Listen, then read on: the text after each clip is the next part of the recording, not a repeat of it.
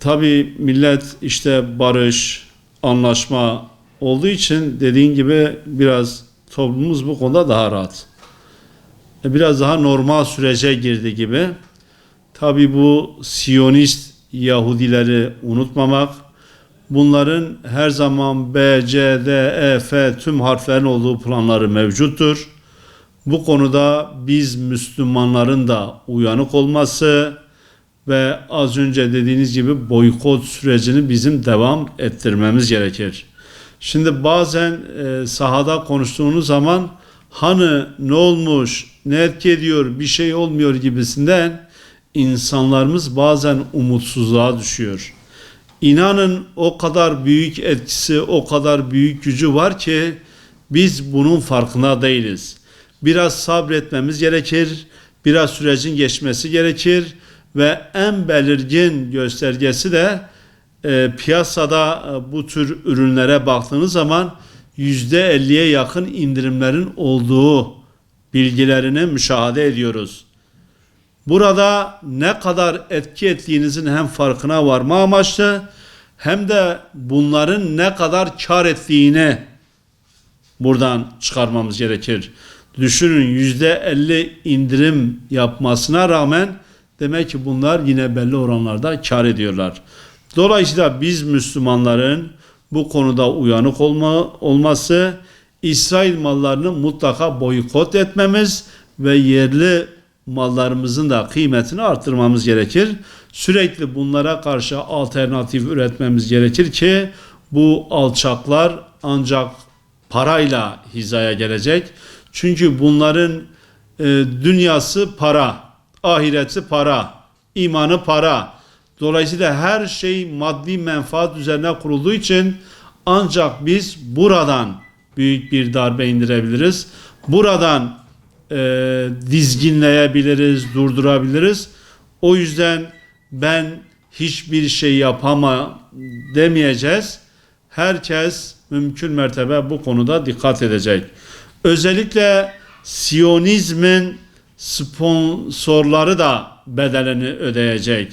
Çünkü bazen bakıyorsunuz ürünlerine sponsor oluyorlar. Bir motto cümlesi var biliyorsunuz.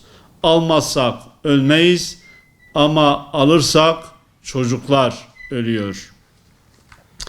Gazze'ye reva görülen yıkım, kıyım ve katliama sessiz kalmayan kitlelerin protestoları evrensel insanlık vicdanı, barış ve huzur adına umudumuzu canlandırmaktadır.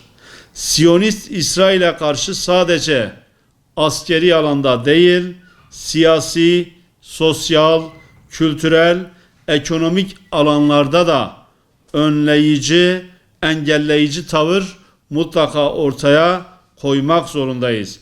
Bu bağlamda soykırıma ekonomik destek veren markalara karşı uygulanacak boykot sanılandan daha fazla etkili olacaktır ki olmaktadır. Sözlerimizde acı, öfke ve umut bir arada olsa da boykotların doğurduğu olumlu etkilere mutlaka odaklanmak zorundayız. Boykotlar bu Yahudi mallarının iş hacimlerini büyük ölçüde etkilediklerini hep beraber görüyoruz. Boykot edilen diğer malların da fiyatlarında büyük indirimler yaptıklarını, kamuoyuna yansıyan önemli gelişmelerden biri olduğunu hep görüyoruz. Boykot neticesinde gözden kaçırmamamız gereken başka gerçekler de gün yüzüne çıkmıştır. Bazı ürünlerde az önce de dediğim gibi %50'yi aşan indirimler yapan firmaların kar marjının ne kadar fahiş olduğu üzerinde durulması gereken diğer en önemli konulardan biridir. Burada sermaye odakları tarafından emeğin ve emekçinin sırtından elde edilen bir rant olduğu da ortaya çıkmıştır. Emekçiyi ve tüketiciyi sömürerek elde ettiği rantı Gazze'de masum sivilleri katleden İsrail'e peşkeş çeken emperyalist sermayeye mutlaka biz Müslümanların dersini vermesi gerekir. Boykotlar İsrail'in işgal politikalarını ve insan hakları ihlallerini teşhir eder. Tek elden, tek yanlı yönetilen manipülatör medyanın yaratmaya çalıştığı algıları çöktürür. Bu boykotlar adalet talebiyle dünya genelinde adeta bir birlik ve dayanışmaya sebep olmuştur.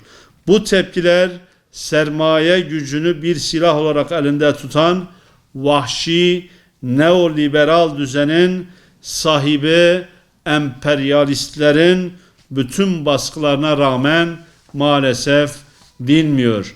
Ancak bu boykotların Gazze'deki acıları tamamen sona erdirmesini beklenemez.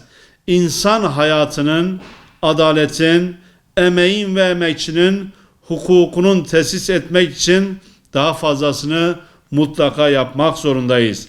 Almazsak ölmeyiz ama alırsak ölürler şuuruyla hareket etmeliyiz.